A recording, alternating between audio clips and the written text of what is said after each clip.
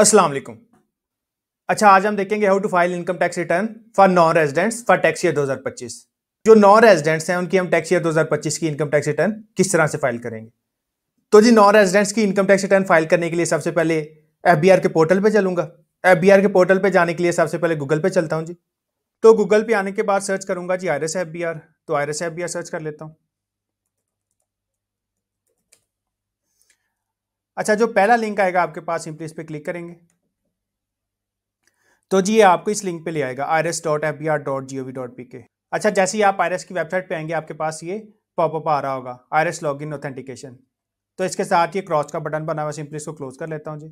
तो ये डैशबोर्ड आ जाएगा मेरे पास। तो अगर आपका एनटीएन बना हुआ है तो सिंपली आप अपने इधर लॉगिन क्रेडेंशियल्स देंगे, रजिस्ट्रेशन नंबर में आपका सीएनसी आ जाएगा और पासवर्ड में आपका पासवर्ड आ जाएगा जब आपने एनटीएन बनाया होगा। तो जब आप एनटीएन बनाते हैं तो आपको लॉगिन क्रेडेंशियल रिसीव हो जाते हैं जिसमें आपका पासवर्ड होता है और आपका पिन होता है। तो इंडिविजुअल के केस में रजिस्ट्रेशन नंबर में उसका सीएनसी आ जाएगा विदाउट डैशेस और पासवर्ड में आपका पासवर्ड आ जाएगा जब आपने साइन अप किया होगा, जब आपने अपना एनटीएन बनाया होगा या आपने जब सब्सिक्वेंटली अपना पासवर्ड जो है वो चेंज किया होगा। तो आपने लॉगिन क्रेडेंशियल्स ऐड कर लेता हूं जी। तो ये मैंने लॉगिन क्रेडेंशियल्स लगा लिए। इसके बाद सिंपली लॉगिन पे क्लिक करूंगा। अच्छा जी, आगे वो कह रहा है please reset your password has been expired.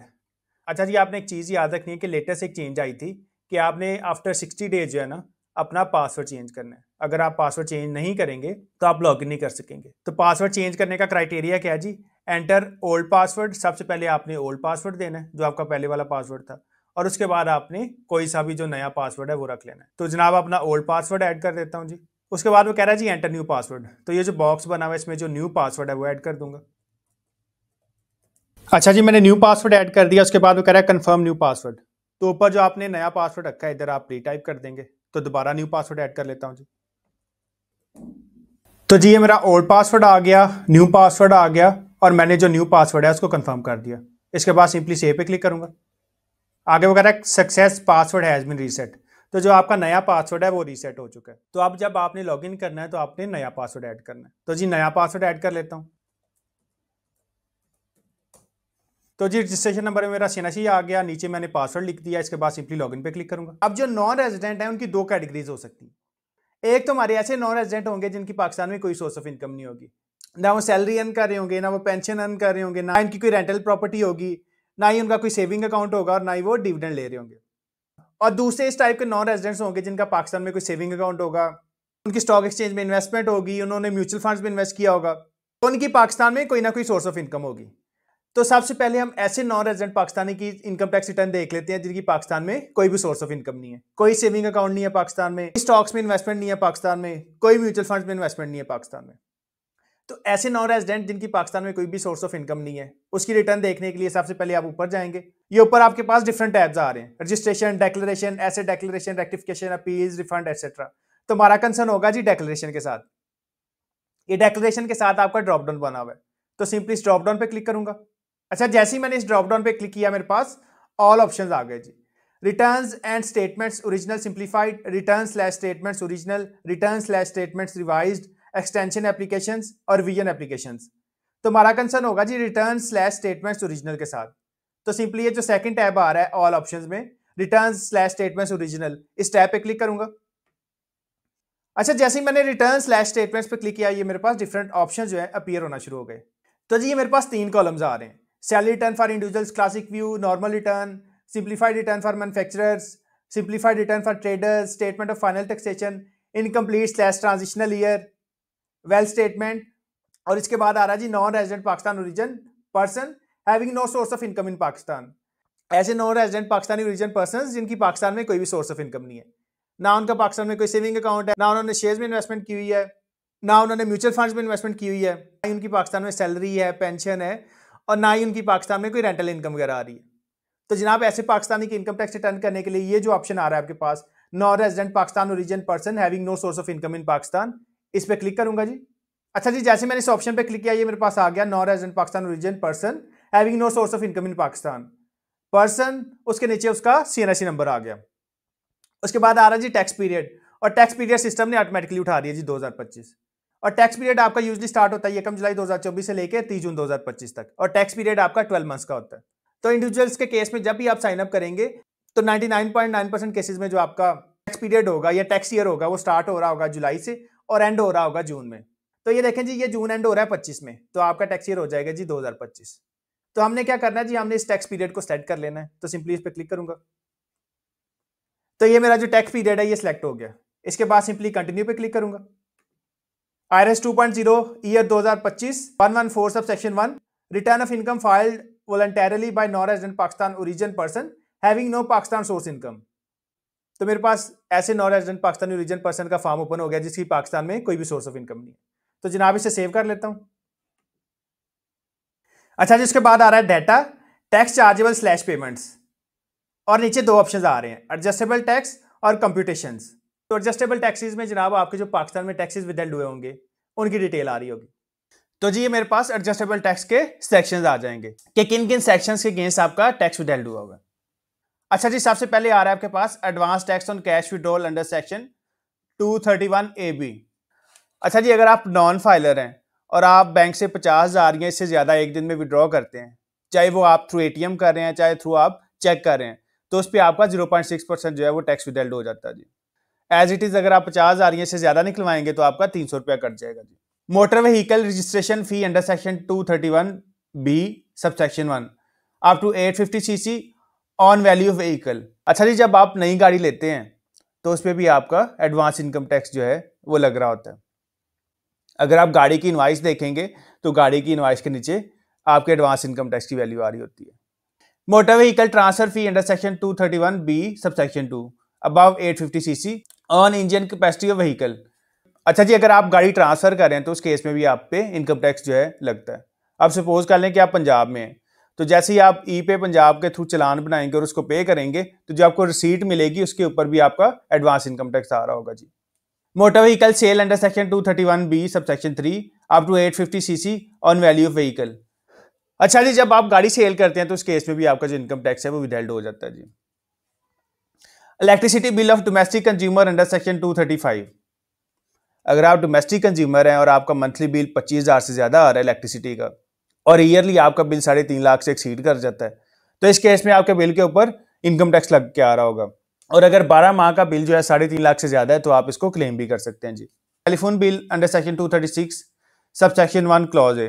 अगर आपके घर टेलीफोन लगा हुआ है, PTCL है, नया टेल है, व्हाट्सएवर, तो उस पर भी आपका इनकम टैक्स कट रहा होगा। एज इट इज सेलफोन है, आपके पास कोई सिम है, jazz, Telenor, Ufone, Jong, whatsoever, उसमें जब भी आप पैकेज करते हैं या बैलेंस चार्ज करते हैं तो तब भी आपका जनाब इनकम टैक्स डिडक्ट हो जाता है। एज इट इज आपके टेलीफोन कार्ड्स हैं, आप कार्ड के थ्रू रिचार्ज करते हैं तो तब भी आपका इनकम टैक्स डिडक्ट हो जाता है। फोन यूनिट, इंटरनेट बिल, अगर आपके घर में इंटरनेट लगा हुआ है, नया टेल है, वतीन है, व्हाट्सएवर, तो उसके ऊपर भी आपका एडवांस इनकम टैक्स डिडक्ट हो रहा होता है। जो आपका बिल है उसके अंदर एडवांस इनकम टैक्स ऐड हो रहा होता है जी। प्रीपेड इंटरनेट कार्ड, किसी दौर में आपके प्रीपेड इंटरनेट कार्ड होते थे, आप कार्ड के थ्रू जो थे इंटरनेट चला सकते थे। Purchase by auction under section 236A including renewal of licence. अगर आपने थ्रू ऑक्शन कोई प्रॉपर्टी परचेज की है तो उसकी डिटेल इधर आ जाएगी जी। Purchase slash transfer of immovable property under section 236K। अगर आपने ड्यूरिंग द ईयर कोई प्रॉपर्टी एक्वायर की है तो जनाब उसकी वैल्यू आपने इधर मेंशन कर देनी है, प्रॉपर्टी की वैल्यू कितनी थी और कितना टैक्स विदहेल्ड हो गया। अच्छा जी, ये तो मेरे सेक्शंस हो गए। अब हम देख लेते हैं कि हमने वैल्यूज किस तरह से ऐड करनी है। तो सबसे ऊपर चलता हूं जी। अब ये जो सेक्शंस आ रहे हैं जिनके आगे प्लस का साइन बना हुआ है, इस प्लस के साइन का मतलब ये है कि इधर आपने फर्दर इन्फॉर्मेशन जो है ऐड करनी है। इधर आप बताएंगे, सपोज कर लें कि आपका टैक्स विदहेल्ड हो रहा है ऑन कैश विड्रॉल, तो आप बताएंगे कि आपका IBAN या IBFT नंबर क्या था, अकाउंट कौन सा है आपका, करंट है या सेविंग है, आप बैंक का नेम बताएंगे और ब्रांच का नेम बताएंगे। चलिए, जिन ऑप्शंस के आगे ये प्लस का साइन नहीं बना हुआ, जैसे ये purchase by auction under section 236A आ रहा है और नीचे purchase slash transfer of immovable property under section 236 के आ रहा है, तो इधर सिंपली आपने अमाउंट मेंशन कर देनी है। एज इट इज जो आपका purchase slash transfer of immovable property आ रहा है, इधर भी आपने जितने की आपने प्रॉपर्टी परचेज की उसकी वैल्यू और जितना टैक्स विदहेल्ड हो गया उसकी अमाउंट आपने ऐड कर देनी है। तो जनाब सबसे ऊपर चलूंगा। अब हमारे केस में ना कैश विड्रॉल है, ना ही मोटर व्हीकल की रजिस्ट्रेशन, ट्रांसफर या सेल है, सिर्फ हमारे केस में जो सेल फोन है उस पर टैक्स विदहेल्ड हुआ है। तो मैं आपको दिखा देता हूं जी कि अगर कैश विड्रॉल हो तो इस केस में आपने डिटेल्स किस तरह से ऐड करनी है। अब सपोज कर लें कि हमारा टैक्स विदहेल्ड हो गया ऑन कैश विड्रॉल, तो इस केस में क्या करेंगे जी, ट्रांस टैक्स ऑन कैश विड्रॉल के रो के आगे ये जो प्लस का साइन बना हुआ है, सिंपली इस पर क्लिक करूंगा। अब सबसे पहले आ रहा है इन्वेस्टमेंट, और इन्वेस्टमेंट के नीचे ये टैब बना हुआ है जिधर वो कह रहा है आईबैन/IBFT, या आईबैन नंबर ऐड करें या IBFT नंबर ऐड कर दें। तो जी अपना आईबैन या IBFT ऐड कर दूंगा। उसके बाद ये नीचे आपके पास आ रहा है कॉन्टेंट्स, तो ये जो कॉन्टेंट्स वाला बॉक्स है ये भी आपने फिल करना है। तो कॉन्टेंट्स पे क्लिक करूंगा। सबसे पहले वो कह रहा है अकाउंट है, बॉन्ड है या सर्टिफिकेट है, करंट है या सेविंग है, और नेम ऑफ द इंस्टीट्यूशन। तो हमारे केस में करंट अकाउंट है जी। आगे इंस्टीट्यूशन का नेम आ जाएगा, बैंक का नेम आ गया और ब्रांच का नेम आ जाएगा जी। तो जी इन्वेस्टमेंट में सबसे पहले मैंने अपना आईबैन लिख दिया और कॉन्टेंट्स में मैंने अपनी अकाउंट की कंप्लीट डिटेल्स लिख दी। इसके बाद सिंपली सबमिट पे क्लिक करूंगा। तो ये देखें जी advance tax on cash withdrawal के नीचे एक नई रो ऐड होगी, advance tax on cash withdrawal under section 231AB। Account का नेम आ गया, अकाउंट की टाइप आ गई और बैंक का नेम और ब्रांच का नेम आ गया। अब अगर हमारा कैश विड्रॉल पे टैक्स डिडक्ट हुआ होता और इधर मैं अमाउंट लिख देता कि कितने पैसे मैंने विड्रॉ करवाए जिन पे टैक्स डिडक्ट हुआ, और आगे जो टैक्स विदहेल्ड हुआ उसकी मैं अमाउंट लिख देता। ये मैं बैंक स्टेटमेंट से देख के भी लिख सकता था, इसके अलावा FBR के पोर्टल से भी मैं देख के लिख सकता था। लेकिन क्योंकि हमारे केस में कैश विड्रॉल पे टैक्स विदहेल्ड नहीं था हुआ तो मैं सिंपली इसको डिलीट कर दूंगा। ये मैंने सिर्फ आपको दिखाने के लिए ऐड किया। तो ये जो डस्टबिन बनी हुई है इस पर क्लिक करूंगा। इसके बाद सिंपली कैलकुलेट पे क्लिक करूंगा। अच्छा जी, motor vehicle registration fee, suppose कर लें आपने नई गाड़ी ली और उस पर आप पे एडवांस इनकम टैक्स लग गया, तो उसकी डिटेल ऐड करने के लिए सिंपली आप प्लस पे क्लिक करेंगे। सबसे पहले आ रहा है excise and taxation department registration number, जो आपकी गाड़ी का नंबर होगा वो आप इधर दे देंगे, LEW17 व्हाट्सएवर जो भी कंप्लीट नंबर आ रहा होगा आपकी गाड़ी का। इसके बाद कॉन्टैक्ट्स पे चलता हूं जी, तो कॉन्टैक्ट्स पे क्लिक करूंगा। आगे वो पूछा है प्राइवेट है या कमर्शियल है, तो ये आप ना भी लिखे कोई मसला नहीं। उसके बाद आपने लिख देना जी कितने सीसी की है, 998 सीसी लिख दें। उसके बाद मॉडल और इंजन कैपेसिटी, इंजन कैपेसिटी मैंने पहले लिख दिया जी 998 सीसी। उसके बाद आप लिख दें जी वैगनार लिख दें, कल्टस लिख दें, जो भी आपकी गाड़ी है, और आगे कंपनी का नेम लिख दें जी सुजुकी। होंडा है तो आप देख लें जी 1300 सीसी आ जाएगी। आगे गाड़ी का मॉडल आ जाएगा, सिविक है या व्हाट्सएवर जो भी है, एंड सब्सिक्वेंटली आप कंपनी का नेम लिख देंगे होंडा। तो इस तरह से जो आपकी मोटर व्हीकल है उसकी डिटेल आप इधर ऐड कर देंगे। सबसे पहले नंबर आ जाएगा, प्राइवेट या कमर्शियल अगर आपने लिखना है तो आप लिख दें। मैं लिख के दिखा देता हूं आपको जी। प्राइवेट आ गया, ये आपकी 1300 सीसी आ गई। सिविक लिख रहा हूं जी, एंड पे होंडा आ गई, ये कंपनी का नेम आ गया। तो जी सबसे पहले वो नंबर मांग रहा है, ये व्हीकल के टैब में ये देखें excise and taxation registration number, और कॉन्टैक्ट्स में आपने ये ऐड कर देना है कि गाड़ी प्राइवेट यूज में है या कमर्शियल यूज में है, तो जनाब प्राइवेट यूज में है। उसकी इंजन कैपेसिटी ऐड कर दी, मॉडल ऐड कर दिया और आगे कंपनी का नेम ऐड कर दिया। और इसके बाद फुल डिटेल्स देने के बाद जैसे ही आप सबमिट पे क्लिक करेंगे तो ये मोटर व्हीकल रजिस्ट्रेशन की रॉ के नीचे एक सब हेडिंग ऐड हो जाएगी। लेकिन क्योंकि हमारे केस में कोई भी टैक्स विदड्रॉल नहीं हुआ, क्योंकि हमने तो कोई गाड़ी बाय नहीं की, तो सिंपली कैंसिल पे क्लिक करूंगा जी। एज इट इज अगर आप कोई गाड़ी ट्रांसफर कर रहे हैं तो प्लस पे क्लिक करेंगे और यही डिटेल सिस्टम आपसे मांग रहा होगा। Size and taxation department registration number है जी, और बाकी वही डिटेल्स है जी, प्राइवेट है या कमर्शियल है, मेक मॉडल इंजन कैपेसिटी। तो जैसे मैंने आपको रजिस्ट्रेशन वाला टैब दिखाया वैसे ही आप डिटेल्स इधर मेंशन कर देंगे। तो कैंसिल पे क्लिक करता हूं। अगर आप मोटर व्हीकल सेल कर रहे हैं तो एज इट इज सारी डिटेल्स प्लस पे क्लिक करके आप ऐड करेंगे, और इन तीनों में डिटेल्स सेम ही आ रही है, रजिस्ट्रेशन में, ट्रांसफर में, सेल में। फर्दर नीचे चलता हूं जी। Electricity bill of domestic consumer, तो जैसे मैंने आपको बताया था कि अगर आपका मंथली बिल 25,000 से एक्सीड कर जाता है, आपका साल का बिल जो है 3.5 लाख से एक्सीड कर जाता है, उस पर आपका एडवांस इनकम टैक्स जो है एडजस्टेबल हो जाता है। आपका बिल 25,000 से ज्यादा एक्सीड करेगा तो इनकम टैक्स लगेगा, और साल का आपका बिल 3.5 लाख से एक्सीड करेगा तभी आप इसको क्लेम कर सकेंगे जी। तो electricity bill of domestic consumer under section 235, अब इसके आगे भी प्लस का साइन बना हुआ है, तो सिंपली प्लस पे क्लिक करूंगा। तो ये आपसे मांग रहा है जी रेफरेंस स्लैश कंज्यूमर नंबर, जो आपका इलेक्ट्रिसिटी बिल होता है उसके ऊपर कंज्यूमर नंबर भी आ रहा होता है और उसके ऊपर रेफरेंस नंबर भी आ रहा होता है, तो कुछ भी आप मेंशन कर सकते हैं। उसके बाद कॉन्टैक्ट्स पे क्लिक करूंगा। यूटिलिटी टाइप गैस है या इलेक्ट्रिसिटी है, कमर्शियल है या रेजिडेंशियल है, यूटिलिटी कंपनी आ जाएगा। तो जनाब इधर आप इलेक्ट्रिसिटी लिख देंगे, फिर आप कॉमा देंगे, आगे आप बता देंगे रेजिडेंशियल, और आगे आप लिख देंगे जी लेस्को है, गैसको है, फेस्को है, व्हाट्सएवर, जो भी आपकी इलेक्ट्रिसिटी प्रोवाइडर कंपनी है जी। तो हमारे केस में जी बिल 25,000 से एक्सीड नहीं किया, तो कैंसिल पे क्लिक करूंगा। Telephone bill under section 236 sub section 1 और क्लॉज है, अगर आपके घर टेलीफोन लगा हुआ है तो जनाब उसकी डिटेल्स आप इधर ऐड कर देंगे, और उस पर जो एडवांस टैक्स डिडक्ट हो रहा है वो इधर मेंशन कर देंगे। टेलीफोन की डिटेल्स ऐड करने के लिए सिंपली प्लस पे क्लिक करेंगे। सबसे पहले सपोज कर लें आपका पिक्सल लगा हुआ है, तो आप पिक्सल का नंबर इधर लिख देंगे, उसके बाद कॉन्टैक्ट्स पे क्लिक करूंगा। इधर आपने बता देना यूटिलिटी की टाइप, तो इधर आप टेलीफोन ऐड कर दें, रेजिडेंशियल ऐड कर दें, एंड सब्सिक्वेंटली जो कंपनी है जैसे पीटीसीएल है, पीटीसीएल का आप नेम ऐड कर देंगे। अच्छा जी, हमारे केस में टेलीफोन नहीं लगा हुआ, तो हमारे केस में ये एडवांस टैक्स नहीं डिडक्ट हो रहा होगा, तो कैंसिल पे क्लिक करूंगा। Cell phone bill under section 236 sub section 1 और क्लॉज ए, तो अगर आप मोबाइल यूज कर रहे हैं, चाहे प्रीपेड है चाहे पोस्ट पेड है, जब भी आप रिचार्ज करवाते हैं, जब भी आप कोई पैकेज करते हैं, तो जनाब आपका एडवांस इनकम टैक्स जो है डिडक्ट हो जाता है। तो जी अगर सेलफोन आपके अपने नाम पे है तो थ्रू ऐप, थ्रू ईमेल या पर्सनल विजिट के थ्रू आप फ्रेंचाइज विजिट करके भी जो आपका टैक्स डिडक्शन सर्टिफिकेट है वो आप ले सकते हैं जी। तो जनाब हमारे केस में एक सेलफोन था जिसपे हमारा टैक्स विदहेल्ड हुआ है, तो सेलफोन पे जो टैक्स की विदहोल्डिंग है जनाब उसकी अमाउंट मैं इधर ऐड कर दूंगा। तो ये जो आ रहा है आपके पास cellphone bill under section 236 sub section 1 clause A, इसके आगे ये प्लस का साइन बना हुआ है, तो सिंपली प्लस पे क्लिक करूंगा। अब इसकी फर्दर डिटेल्स देखने के लिए जी मैं अपना टैक्स डिडक्शन सर्टिफिकेट जो है वो ओपन कर लेता हूं। जी मेरे पास ये टैक्स डिडक्शन सर्टिफिकेट आ गया, जैज ने इशू किया जी। सर्टिफिकेट ऑफ कलेक्शन और deduction of tax issued under section 164 read with rules 42 of the income tax ordinance 2001। तो जो आपके टैक्स डिडक्शन सर्टिफिकेट इशू होते हैं वो रूल 42 के तहत इशू होते हैं जी। सीरियल नंबर आ रहा होगा जी, ओरिजिनल या डुप्लीकेट लिखा होगा सर्टिफिकेट के ऊपर। डेट ऑफ इशू, किस डेट को जो सर्टिफिकेट है वो इशू हो रहा है, हमारे केस में 13 जुलाई 2025 को इशू हो रहा है। फर्दर नीचे चलता हूँ जी। Certified that a sum of ₹645। अच्छा जी आगे वो कह रहा है कि 645 रुपए जो है हमने इनकम टैक्स कलेक्ट कर लिया फ्रॉम, आगे आपका नेम आ रहा होगा और उसके बाद आपका प्रेजेंट एड्रेस आ रहा होगा जो आपके सीएनएससी पे आ रहा होगा जी। नेशनल टैक्स नंबर आ गया जी, NIC/CNSC नंबर, आपका CNSC नंबर आ रहा होगा, मोबाइल नंबर आपका कंप्लीट मोबाइल नंबर आ रहा होगा। During the period physical year 2024-2025, तो ये आपका 1 जुलाई 2024 से लेकर 30 जून 2025 तक जो है टैक्स डिडक्ट हुआ है और उस टैक्स डिडक्शन का ये सर्टिफिकेट है। अंडर सेक्शन 236 हम देख चुके हैं जी। On account of telephone usage, क्योंकि ये हमारी मोबाइल सिम है। On the value slash amount of ₹4,404, तो 4,404 रुपये का हमने बैलेंस यूज किया और उस पर 645 रुपये का हमारा जो टैक्स है वो रिडक्ट हो गया।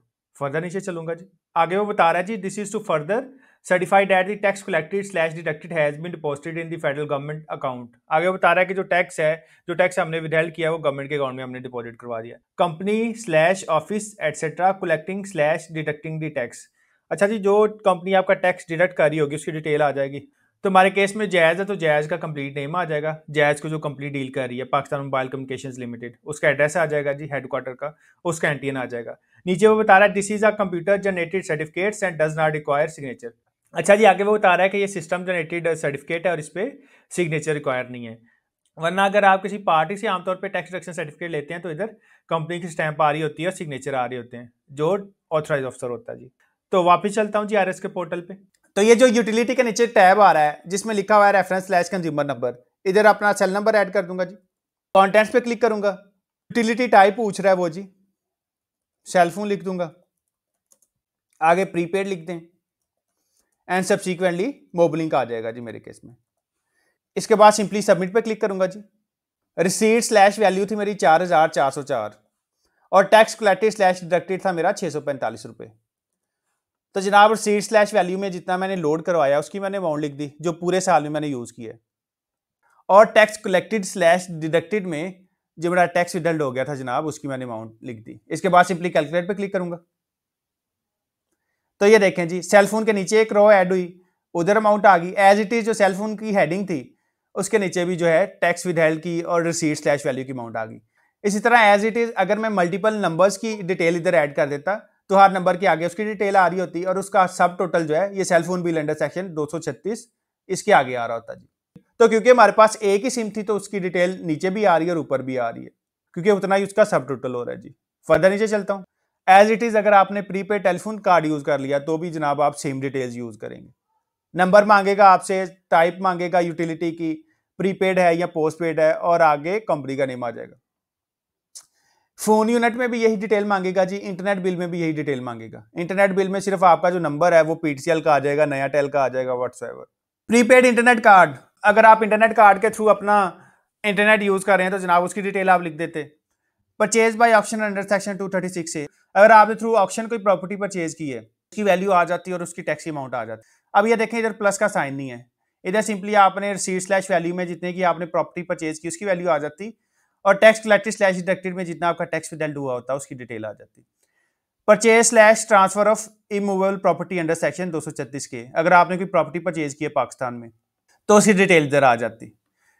रिसीट स्लैश वैल्यू में आपकी अमाउंट आ जाती, कितने की आपने प्रॉपर्टी परचेज की है, और टैक्स कलेक्टेड स्लैश डिडक्टेड के कॉलम में आपके टैक्स विदहेल्ड की डिटेल आ जाती।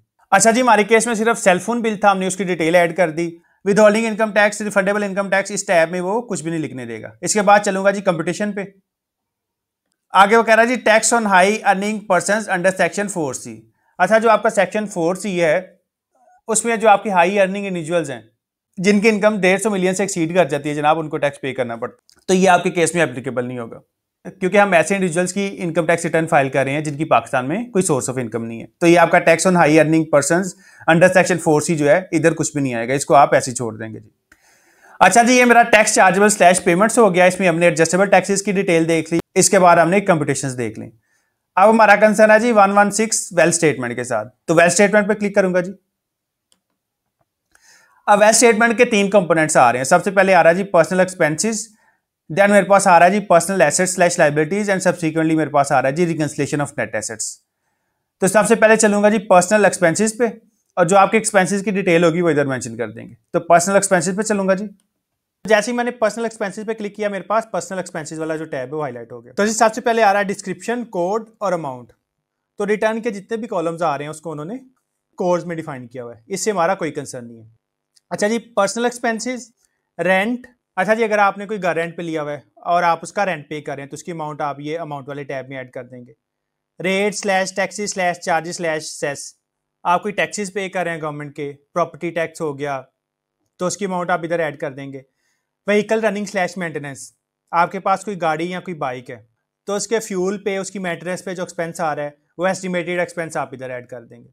और आपको पता है एक्सपेंसेस आपने ऐड करने हैं 1 जुलाई 24 से लेके 30 जून 2025 के दरमियान। ट्रैवलिंग, अगर आपने कहीं ट्रैवल किया है मुल्क से बाहर या मुल्क में भी और आपके पास टिकट्स वगैरह मौजूद हैं, तो जो ट्रैवलिंग पे आपका एक्सपेंस आया आप इधर ये अमाउंट वाले टैब में ऐड कर देंगे।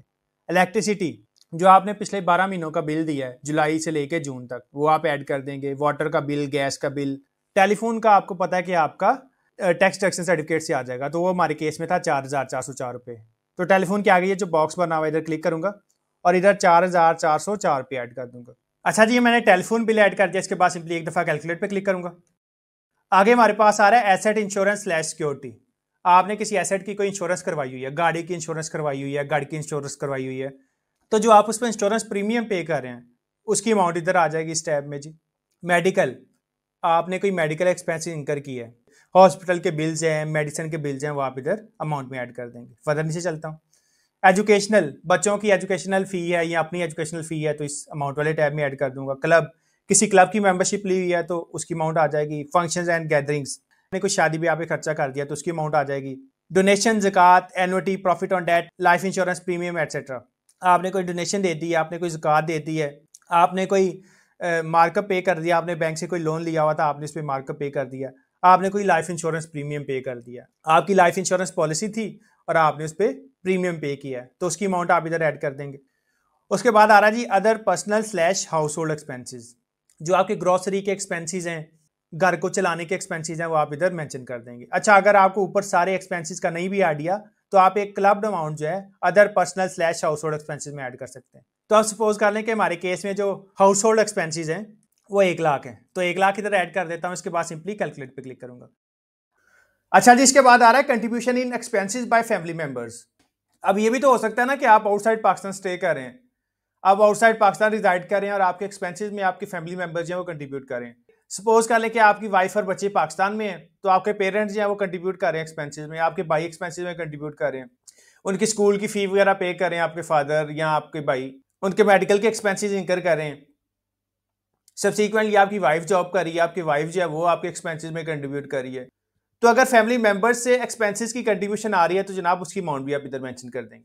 अब सपोज कर ले कि हमारे केस में जो कंट्रीब्यूशन आ रही है वो है जी 1.5 लाख। इस नॉन रेजिडेंट के जो पेरेंट्स हैं वो इसको कंट्रीब्यूट करें एक्सपेंसेस में का, तो कैलकुलेट पे क्लिक करूंगा जी। तो जी मेरे contribution in expenses by family members आ गया 1.5 लाख। इसके बाद ऊपर चलूंगा तो ये देखिए पर्सनल एक्सपेंसेस मेरे चले गए माइनस में। माइनस 45,596। एक्चुअल एक्सपेंसेस मेरे कितने थे जी? 4,404 और 1,00,000, 1,04,404। अब ये जो 1.5 लाख आया है, ये 1.5 लाख मुझे मिला है जी फैमिली मेंबर से। ये 1.5 लाख इनडायरेक्टली मेरी रिसीट है, मुझे 1.5 लाख रुपए मिले फैमिली मेंबर से। उसमें से मैंने कितना एक्सपेंस आउट कर दिया? मैंने एक्सपेंस आउट कर दिया जी 1,00,000 प्लस 4,404 रुपए, 1,04,404 रुपए मैंने एक्सपेंस आउट कर दिया, जिसकी वजह से ये जो मेरे पर्सनल एक्सपेंसेस है माइनस में आ रहे हैं। इसका मतलब ये है कि 45,000 का कैश मेरे पास अभी भी पड़ा हुआ है। मेरे फैमिली मेंबर्स ने 1.5 लाख मुझे पैसे दिए और उसमें से मैंने 1,04,404 रुपए खर्च कर दिया, और ये 45,596 मेरे पास अभी भी पड़ा हुआ है। अब इस 45,596 से जो मेरा कैश इन हैंड है मैं उसको इनहेंस कर दूंगा जी। अच्छा जी, ये मेरे पर्सनल एक्सपेंसेस आ गए। इसके बाद सिंपली मैं चलूंगा जी पर्सनल एसेट स्लैश लाइबिलिटीज पे। तो पर्सनल एसेट स्लैश लाइबिलिटीज पे क्लिक करता हूँ जी। तो ये मुझे पर्सनल एसेट स्लैश लाइबिलिटीज वाले टैब पे ले जाएगा। अच्छा जी, सबसे पहले आ रहा है डिस्क्रिप्शन कोड अमाउंट। ये आ रहा है जी मेरे पास एग्रीकल्चर प्रॉपर्टी। अगर आपके पास कोई एग्रीकल्चर प्रॉपर्टी है, कोई ज़मीन है, उसकी डिटेल आपने इधर मेंशन कर देनी। आप खेती बाड़ी कर रहे हैं, आपके नाम पे कोई एकड़ है, कोई कनाल्स हैं, कोई वीघा है, व्हाट्सएवर जो भी है, उसकी डिटेल आपने इधर ऐड कर देनी है। आप सपोज कर लें कि हमारे नाम पे कोई एग्रीकल्चर प्रॉपर्टी है, तो एग्रीकल्चर प्रॉपर्टी को ऐड करने के लिए जो प्लस का साइन है इस पर आप क्लिक करेंगे। तो जैसे ही आपने प्लस का साइन पे क्लिक किया, एज इट इज आपसे वो फर्दर डिटेल मांग रहा है। जैसे हमने कैश विड्रॉल के केस में देखी, सबसे पहले मेरे पास आ रहा है प्रॉपर्टी और नीचे आ रहा है एड्रेस। तो आपकी ज़मीन का जो एड्रेस है वो इधर आ जाएगा। उसके बाद आ रहा है जी कॉन्टेंट्स। तो कॉन्टेंट्स पे क्लिक करता हूँ। आगे आपने बताना है कमर्शियल है, रेजिडेंशियल है या एग्रीकल्चरल है, हाउस है, फ्लैट है, प्लॉट है, व्हाट्सएवर। एरिया आ जाएगा, सिटी आ जाएगी।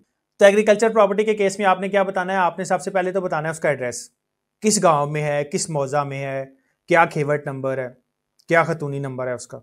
उसके बाद आपने बताना है कितने एकड़ है या कितने कनाल है, और उसके बाद आपने डिस्ट्रिक्ट बता देना या सिटी बता देनी है। तो जी एड्रेस ऐड कर लेता हूँ। तो एड्रेस ऐड करने के लिए जो प्रॉपर्टी लिखा हुआ है इस कॉलम में क्लिक करूंगा, और जहां हमारी लैंड लोकेट कर रही है एग्रीकल्चरल लैंड, उसका एड्रेस लिख दूंगा जी। अच्छा जी, ये मेरा प्रॉपर्टी का एड्रेस आ गया। नीचे कंटेंट्स पे क्लिक करूंगा। अच्छा जी, आप वो पूछा है कमर्शियल है या रेजिडेंशियल है, हमारे केस में एग्रीकल्चरल है, तो एग्री लैंड लिख देता हूँ। आगे आपने एरिया लिख देना है, तो मैं सपोज करें 74 के नाम लिख देता हूँ। उसके बाद आपने तहसील और डिस्ट्रिक्ट का नेम लिख देना है, तो तहसील और डिस्ट्रिक्ट का नेम लिख देता हूँ जी। अच्छा जी, ये मेरी प्रॉपर्टी का एड्रेस आ गया, कंप्लीट एड्रेस आ गया, साथ में मैंने बता दिया खेवट नंबर, खतूनी नंबर, व्हाट्सएवर। कॉन्टेंट्स में मैं बता रहा हूँ कि एग्रीकल्चर लैंड है, कितने कनाल की है वो आ गया जी, तहसील आ गई मेरी और डिस्ट्रिक्ट आ गया। इसके बाद सिंपली मैं सबमिट पे क्लिक करूंगा। तो सबमिट पे क्लिक करता हूँ जी। तो ये देखें एग्रीकल्चर प्रॉपर्टी के नीचे मेरी एक प्रॉपर्टी ऐड हो गई। ये देखें एग्रीकल्चर प्रॉपर्टी और नीचे कंप्लीट एड्रेस आ रहा है उसका। तो जी इसे कैलकुलेट कर लेता हूँ जी एक दफ़ा। जैसे कैलकुलेट किया साथ में सेव भी हो गया। अब ये कह रहा है अमाउंट के नीचे वैल्यू आ रही है मेरी 0। तो जितने की आपने लैंड खरीदी हुई है आप उसकी वैल्यू ऐड कर देंगे। आप सपोज कर लें कि ये हमने खरीदी थी 25 लाख की, तो 25 लाख ऐड कर देता हूँ। दोबारा कैलकुलेट पे क्लिक करूंगा जी। तो ये देखें ये सब हेडिंग थी और ऊपर जो एग्रीकल्चर प्रॉपर्टी की टोटल हेडिंग है उसमें मेरी वैल्यू आ गई 25 लाख। नीचे भी 25 लाख आ गया, ऊपर भी 25 लाख आ गया। प्रॉपर्टी की वैल्यू आप कहां से देख सकते हैं? जो आपकी रजिस्ट्री होगी ना उसके ऊपर प्रॉपर्टी की वैल्यू आ रही होगी। अब ये भी तो हो सकता है ना कि आपको प्रॉपर्टी थ्रू सक्सेशन या थ्रू इनहेरिटेंस मिली हो। सपोज कर लें कि आपके फादर के नाम पे प्रॉपर्टी थी, एग्रीकल्चर लैंड थी आपके फादर के नाम पे, आपके फादर की डेथ हो गई, उसके बाद सक्सेशन सर्टिफिकेट बनेगा और प्रॉपर्टी जो भी उनके लीगल एयर्स हैं उनमें डिवाइड हो जाएगी। तो उस केस में हमें प्रॉपर्टी को कैसे ऐड करना है तो वो देख लेते हैं। तो जी एग्रीकल्चर लैंड को दोबारा ऐड करने के लिए दोबारा प्लस पे क्लिक करूंगा। सबसे पहले वो कह रहा है जी प्रॉपर्टी और एड्रेस, तो एड्रेस ऐड कर लेता हूँ जी जहाँ पे हमारी एग्रीकल्चर लैंड जो है वो सिचुएट कर रही है। गाँव का नेम, मौजा का नेम, खेवट, खतूनी नेम, व्हाट्सएवर जो है वो ऐड कर लूंगा। एड्रेस आ गया। उसके बाद कॉन्टेंट्स पे जाऊंगा, एग्री लैंड लिख दें, कितने कनाल की है वो आ जाएगी जी। सपोज कर लें 10 कनाल्स है। उसके आगे तहसील और डिस्ट्रिक्ट का नेम आ जाएगा, तो तहसील एंड डिस्ट्रिक्ट लिख लेता हूँ जी। अब इनहेरिटेंस के केस में आपने प्रॉपर्टी के कॉन्टेंट्स के लास्ट पे लिख देना है जी, ये देखिए डैश लगा के इनहेरिटेड, क्योंकि जो आपको प्रॉपर्टी विरासत में मिली है उस पर आपने कोई भी कॉस्ट बियर नहीं की। जो इनहेरिटेड प्रॉपर्टी है उसकी वैल्यू आपकी वेल्थ स्टेटमेंट में 0 आएगी, तो इनहेरिटेड लिख दें जी। तो ये देखें कॉन्टेंट्स में मैंने एग्रीकल्चर लैंड लिख दिया, उसका मेजरमेंट एरिया लिख दिया 10 कनाल, तहसील एंड डिस्ट्रिक्ट का नेम लिख दिया और लास्ट पे इनहेरिटेड लिख दिया। इसके बाद सिंपली सबमिट पे क्लिक करूँ। तो ये देखें पहले मेरी एक प्रॉपर्टी थी 2.5 मिलियन की, दूसरी प्रॉपर्टी मेरी इनहेरिटेड थी और उसकी वैल्यू 0 आ गई क्योंकि इसको अक्वायर करने के लिए मैंने कोई कॉस्ट पे नहीं की। दोबारा कैलकुलेट पे क्लिक करूंगा जी। अच्छा, जिसके बाद आ रहा है commercial, industrial, residential property, non business. अगर आपके पास कोई रेजिडेंशियल प्रॉपर्टी है, कोई घर है, कोई फ्लैट है, कोई प्लॉट है, कोई कमर्शियल प्रॉपर्टी है, कोई दुकान है, कोई प्लाजा है, या कोई इंडस्ट्रियल प्रॉपर्टी है, कोई फैक्ट्री बिल्डिंग है व्हाट्सएवर, तो उसकी डिटेल इधर आएगी कमर्शियल इंडस्ट्रियल रेजिडेंशियल में। तो ये जो कमर्शियल इंडस्ट्रियल रेजिडेंशियल प्रॉपर्टी के आगे प्लस बना हुआ है, सिंपली प्लस पे क्लिक करूंगा। अब ये देखिए प्रॉपर्टी और आगे कह रहा है एड्रेस। तो अगर आपका घर है तो घर का कंप्लीट एड्रेस आ जाएगा, प्लॉट है तो प्लॉट का कंप्लीट एड्रेस आ जाएगा। अब सपोज कर ले हमारे केस में प्लॉट है तो प्लॉट लिख देता हूँ जी। तो जी मैंने प्लॉट का नंबर लिख दिया, स्ट्रीट नंबर लिख दिया, सोसाइटी का कौन सा फेज था वो लिख दिया और कौन सी सोसाइटी थी वो लिख दिया, मतलब कि एड्रेस का कंप्लीट नेम लिख दिया। अब सपोज कर लें house number 1 street number 1 ABC society और ABC सेक्टर, जो भी आप लिख लें। कॉन्टेंट्स पे क्लिक करूंगा। अब कॉन्टेंट्स में वो पूछा है कमर्शियल है या रेजिडेंशियल है, तो इधर आप प्लॉट लिख दें या रेजिडेंशियल प्लॉट लिख दें। आगे एरिया लिख देंगे, एरिया हमारे केस में 5 मरला है और लास्टली आपने सिटी लिख देनी है। तो जी कॉन्टेंट्स की डिटेल ऐड कर लेता हूँ। तो जनाब मेरे पास प्लॉट था, प्लॉट की डिटेल ऐड कर दी और कॉन्टेंट्स में उसके पर्टिकुलर्स ऐड कर दिए कि रेजिडेंशियल है या कमर्शियल है, कितने मरला का है और कौन सा सिटी है। तो सिंपली दोबारा सबमिट पे क्लिक करूंगा। तो ये देखें जी कमर्शियल इंडस्ट्रियल रेजिडेंशियल प्रॉपर्टी के नीचे एक और प्रॉपर्टी ऐड हो गई है। इसकी वैल्यू ऐड कर लेता हूँ जी, जितने का मैंने ये प्लॉट बाय किया था। अगेन कैलकुलेट पे क्लिक करूंगा। अच्छा जी ये मेरा प्लॉट हो गया। ऐसे ही अगर मैंने हाउस जो है सिलेक्ट करना है तो दोबारा प्लस पे क्लिक करूंगा। प्रॉपर्टी के टैब के नीचे आ रहा है एड्रेस, तो हाउस का एड्रेस लिख दूंगा जी, हाउस लिख दें, जो उसका एरिया वो आ जाएगा जी और आगे सिटी आ जाएगी, तो सिटी लिख देता हूँ एंड अगेन सबमिट पे क्लिक करूंगा और जितने का आपने घर बाय किया उसकी वैल्यू आ जाएगी। दोबारा कैलकुलेट पे क्लिक करूंगा। अच्छा जैसे हमने एग्रीकल्चर लैंड में आपको बताया था कि अगर आपको लैंड थ्रू सक्सेशन या इनहेरिटेंस ट्रांसफर हो रही है तो उसकी वैल्यू 0 आएगी। एज इट इज़ आपको घर या प्लॉट या कोई कमर्शियल प्रॉपर्टी में कोई दुकान है, कोई प्लाजा है, वो भी आपको थ्रू, तो वो भी अगर आपको थ्रू सक्सेशन या इनहेरिटेंस ट्रांसफर हो रहा है तो उसकी वैल्यू भी इधर 0 आएगी। उसकी फेयर मार्केट वैल्यू नहीं लिखेंगे आप, उसकी वैल्यू 0 ही आएगी क्योंकि उसको एक्वायर करने के लिए आपने कोई कॉस्ट बियर नहीं की। अच्छा जी मैंने प्लॉट ऐड कर लिया, मैंने हाउस ऐड कर लिया। ऐसे ही अगर आपने कोई प्लाजा या कोई शॉप ऐड करनी है तो प्लस पे क्लिक करेंगे। जहां मैंने रेजिडेंशियल सेलेक्ट किया था कंटेंट्स में, उधर आप शॉप सेलेक्ट कर लेंगे। फर्दर नीचे चलता हूं जी। बिजनेस कैपिटल, हमने कोई बिजनेस किया ही नहीं है तो इस केस में हमारा बिजनेस कैपिटल नहीं आएगा। अच्छा जी उसके बाद आ रहा है इक्विपमेंट नॉन बिजनेस। कोई आपके पास इक्विपमेंट है जो बिजनेस में यूज नहीं हो रहा, तो इसकी सबसे कॉमन एग्जांपल होती है आपकी ग्रास कटिंग मशीन। आमतौर पे लोगों ने ग्रास कटिंग मशीन रखी होती है घरों में, मैकेनिकल कह लें या मैनुअल कह लें। ऐसे ही मैकेनिकल लेडर आ जाएगी आपकी। तो ये जितने आपके छोटे मोटे इक्विपमेंट्स हैं जो आपके बिजनेस यूज में नहीं हो रहे, उसकी डिटेल आप इधर मेंशन कर सकते हैं। उनकी जितनी वैल्यू होगी आप इधर मेंशन कर सकते हैं इस कॉलम में। अब ये देखें इसके साथ प्लस का टैब नहीं है, तो इसका मतलब ये कि इधर सिंपल आपने वैल्यू लिख देनी है। अच्छा जी उसके बाद आ रहा है एनिमल नॉन बिजनेस। आपने कोई एनिमल्स रखे हुए जिनका आप बिजनेस में यूज नहीं कर रहे। अब इसकी सबसे कॉमन एग्जांपल क्या आ सकती है, आपने गाय भैंसे 2-3 रखी हो सकती हैं घरेलू दूध के लिए, आपने कोई कुत्ता रखा हो सकता है, आपने कोई एक्सपेंसिव कैट रखी हो सकती है। तो अगर आपने कोई गाय भैंसे रखी हुई हैं, आपने कोई कैट या आपने कोई डॉग रखा हुआ है जो एक्सपेंसिव है, तो उसकी वैल्यू इधर आ जाएगी। आप सपोज कर लें कि हमने दूध के लिए एक गाय रखी हुई है, उसकी वैल्यू है 3.5 लाख, तो इस कॉलम में 3.5 लाख ऐड कर दूंगा जी। कैलकुलेट कर लेते हैं इसको। तो जी ये मेरी एनिमल नॉन बिजनेस की वैल्यू आ गई। अच्छा जी उसके बाद आ रहा है investment non business account slash annuity slash bond slash certificate slash debenture slash deposit slash fund slash instrument slash policy slash share slash stock slash unit etcetera. अगर आपने इन्वेस्टमेंट की हुई है शेयर्स में, स्टॉक्स में, डिबेंचर्स में, कोई insurance policy है, किसी इंस्ट्रूमेंट में है, किसी फंड में है, तो उसकी डिटेल आप इधर ऐड कर देंगे। अब ये देखें इसके साथ प्लस का बटन बना हुआ है, तो इसका मतलब ये है कि इधर आपने फर्दर डिटेल ऐड करनी है। अच्छा इसके अलावा अगर आपका कोई सेविंग अकाउंट है या करंट अकाउंट है तो उसकी डिटेल भी आपने इधर ऐड कर देनी है। जिस तरह हमने एडजस्टेबल टैक्स में टैक्स ऑन कैश विड्रॉल की डिटेल ऐड की थी, ऐसे ही हमने जो हमारा बैंक का क्लोजिंग बैलेंस था 30 जून 2025 को, उसकी डिटेल इधर ऐड कर देनी है। तो बैंक की डिटेल ऐड करने के लिए सिंपली आप प्लस पे क्लिक करेंगे। तो एज इट इज वो पूछ रहा है IBAN नंबर, जैसे उधर पूछ रहा था। और कॉन्टैक्ट्स में आपको पता है कि अकाउंट की टाइप पूछ रहा होगा, करंट अकाउंट है, सेविंग अकाउंट है, बैंक का नेम पूछ रहा होगा, ब्रांच का नेम और एड्रेस पूछ रहा होगा। तो जनाब इन्वेस्टमेंट वाले टैब में अपने बैंक का IBAN लिख दूंगा। ये जी मेरे बैंक का IBAN आ गया। आप खाली अकाउंट नंबर भी लिख सकते हैं, आप पूरा IBAN ना भी लिखेंगे कोई मसला नहीं है। नीचे कॉन्टैक्ट्स में चलता हूँ जी। करंट अकाउंट था हमारे केस में, बैंक का नेम आ जाएगा, ब्रांच का नेम आ जाएगा जी, और लास्टली सिटी का नेम आ जाएगा। तो जी मेरा अकाउंट नंबर आ गया, अकाउंट की डिटेल्स आ गई, ब्रांच का एड्रेस आ गया। सिंपली उसके बाद सबमिट पे क्लिक करूंगा। इसके बाद कैलकुलेट पे क्लिक कर लेता हूं जी। अब ये देखें जी बैलेंस 0 आ रहा है। तो मैंने अपनी बैंक स्टेटमेंट डाउनलोड की हुई है, बैंक स्टेटमेंट ओपन करूंगा और जो उसमें 30 जून 2025 का बैलेंस आ रहा है वो देख के इधर लिख लूंगा।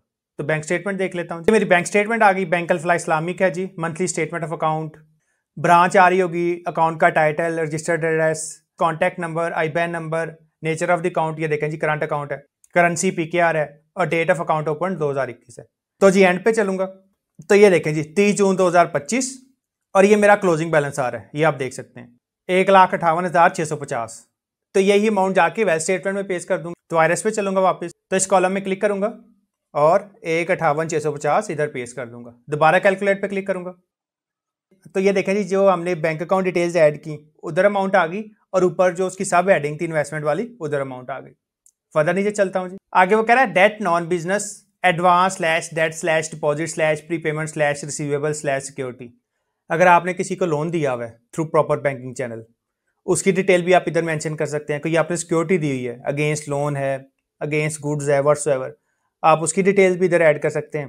प्रीपेमेंट्स, अगर आपने प्लॉट एडवांस पे लिया हुआ है और उसके अगेंस्ट आपने अमाउंट एडवांस में पे की हुई है तो उसकी अमाउंट भी आप इधर मेंशन कर सकते हैं। एज इट इज इसके आगे भी प्लस का बटन बना हुआ है, तो इसका मतलब ये है कि ये टैब भी फर्दर इन्फॉर्मेशन आपसे एक्वायर करेगा। तो प्लस पे क्लिक करता हूँ जी, debtor CNSE slash registration number, जिस बंदे को आपने लोन दिया हुआ है या जिस बंदे को आपने सिक्योरिटी दी हुई है या जिस बंदे को आपने प्री पेमेंट की हुई है उसका CNSE नंबर आ जाएगा। कंपनी के केस में उसका रजिस्ट्रेशन नंबर या उसका एंट्री नंबर आ जाएगा। नीचे कॉन्टेंट्स में उसका नेम आ जाएगा, जो भी उसका नेम है। अब ये देखें जैसे इधर इन्होंने लिखा हुआ है, और टाइप ऑफ अकाउंट ये आप ना भी लिखें तो कोई मसला नहीं है। एनटीएन और नेम लिखना है आपने जी, या जिस बंदे को आपने सिक्योरिटी दी हुई है या जिस बंदे को आपने प्री पेमेंट्स दी हुई है। तो जी हमारे केस में कोई भी डेटर नहीं है तो इसको क्लोज कर दूंगा। ये कैंसिल का बटन बना हुआ है तो कैंसिल पे क्लिक करता हूँ जी। मोटर व्हीकल नॉन बिजनेस, जो भी आपके नाम पे व्हीकल्स होंगी उनकी डिटेल इधर आ जाएगी, चाहे वो बाइक है, चाहे वो गाड़ी है, चाहे कोई वैन है, व्हाट्सएवर। तो जो भी आपके पास बाइक, गाड़ी या वैन होगी जो आपकी पर्सनल यूज में आ रही होंगी उनकी आप डिटेल्स इधर ऐड कर देंगे। तो मोटर व्हीकल नॉन बिजनेस के आगे प्लस का बटन बना हुआ है तो सिंपली प्लस पे क्लिक करूंगा। सबसे पहले वो कह रहा है व्हीकल के नीचे excise and taxation department registration number, जो आपकी गाड़ी का या जो आपकी बाइक का कंप्लीट नंबर होगा वो आप मेंशन कर देंगे। तो जनाब अपनी बाइक का नंबर लिख लेता हूँ, ये मैंने बाइक का नंबर लिख दिया। उसके बाद कॉन्टेंट्स पे क्लिक करूंगा। इधर वो कह रहा है प्राइवेट है या commercial, make, model, engine capacity. अब मेरे पास है जी होंडा CD70, तो आप क्या लिखेंगे जी CD70 और आगे कंपनी का नेम लिख देंगे। तो इधर जी होंडा लिख दूंगा। तो ये देखिए जी व्हीकल में मैंने बाइक का नंबर लिख दिया और कॉन्टेंट्स में मैंने लिख दिया जी कौन सी मेरे पास बाइक थी, CD70 और कंपनी का नेम होंडा है। ऐसी अगर मेरे पास गाड़ी होती तो गाड़ी का नंबर लिख देता, नीचे कितने सीसी की गाड़ी है, 1300 सीसी है, 1600 सीसी है, 1000 सीसी है, सीसी लिख देता। आगे कौन सी गाड़ी है, वैगनार है, स्विफ्ट है, यारिस है, व्हाट्सएवर। गाड़ी का मॉडल लिख देता और सिंपली आगे कंपनी आ जाती, होंडा है, टोयोटा है, सुजुकी है, व्हाट्सएवर। तो जनाब ये मेरी बाइक की डिटेल आ गई। इसके बाद सिंपली सबमिट पे क्लिक करूंगा तो ये देखें मोटर व्हीकल के टैब के नीचे एक सब हेडिंग ऐड हो गई। अब इधर बाइक की जो वैल्यू है वो ऐड कर दूंगा। तो ये बाइक मैंने खरीदी थी जी 83,500 की, तो 83,500 लिख दिया। इसके बाद दोबारा कैलकुलेट पे क्लिक करूंगा तो जी ये मेरी मोटर व्हीकल ऐड हो गई। अच्छा जी उसके बाद वो कह रहा है प्रीशियस पोजेशन। प्रीशियस पोजेशन में यूजली आपके जेमस्टोन्स, ज्वेलरी, इस तरह की चीज़ें आ जाती हैं। तो अगर आपके पास कोई ज्वेलरी है जिसमें गोल्ड है, सिल्वर है, डायमंड है, तो उसकी डिटेल आप इधर ऐड कर देंगे। तो प्रीशियस पोजेशन की डिटेल ऐड करने के लिए सिंपली आप प्लस पे क्लिक करेंगे। नेचर ऑफ एसेट, इधर आप लिख देंगे ज्वेलरी। कॉन्टेंट्स, अब ये देखें उसने एग्जाम्पल दी हुई है EG गोल्ड 10 ग्राम। तो अगर आपके पास तोला में है तो आप लिख देंगे गोल्ड 10 तोला, 15 तोला, व्हाट्सएवर। तो जी मैं लिख देता हूँ जी गोल्ड 10 तोला। एज इट इज़ इसके बाद सिंपली सबमिट पे क्लिक करूंगा तो ये देखें प्रीशियस पोजेशन के नीचे एक सब हेडिंग जो है वो ऐड हो गई। इधर जो आपने गोल्ड बाय किया उसकी वैल्यू लिख देंगे। अच्छा जी अब हमारे केस में गोल्ड हमने बाय नहीं किया, अब ये गोल्ड हमें मिला है शादी पे, ससुराल की तरफ से जो आपको गोल्ड मिलता है उसकी कोई वैल्यू नहीं होती क्योंकि आपने तो उसकी कोई कॉस्ट बियर नहीं ना की। तो इस केस में जो हमने 10 तोला ऐड किया है इसके आगे हम लिखेंगे डोरी। तो ये डस्टबिन के साथ ये पेंसिल का बटन बना हुआ है। जैसे ही मैं पेंसिल का बटन क्लिक करूंगा जो मैंने डिटेल्स एंटर की थी वो दोबारा से एडिटेबल फॉर्म में ओपन हो जाएंगी। तो पेंसिल पे क्लिक करता हूँ जी। तो ये जो मैंने लिखा हुआ है ना गोल्ड 10 तोला, इसके आगे डैश ऐड करूंगा और आगे लिख दूंगा जी डोरी।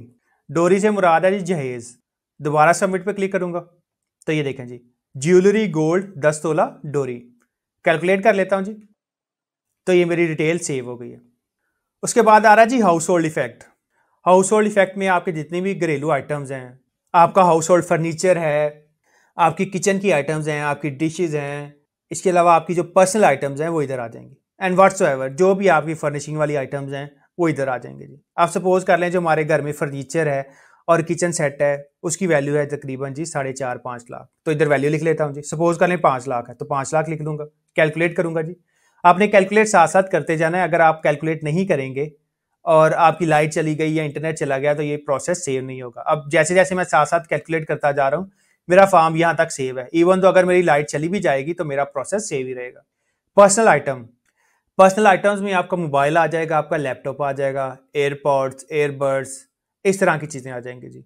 तो सपोज कर लें कि हमारे केस में जो लैपटॉप है और सेल फोन है उसकी वैल्यू है 3.5 लाख, और इधर प्लस का बटन नहीं है। अब प्लस से मुराद है कि ये फर्दर इन्फॉर्मेशन मांगेगा और इधर प्लस नहीं है, तो इधर सिंपली ये जो बॉक्स बना हुआ है इधर क्लिक करके सिंपली वैल्यू ऐड कर दूंगा। तो जनाब 3.5 लाख लिख लेता हूँ।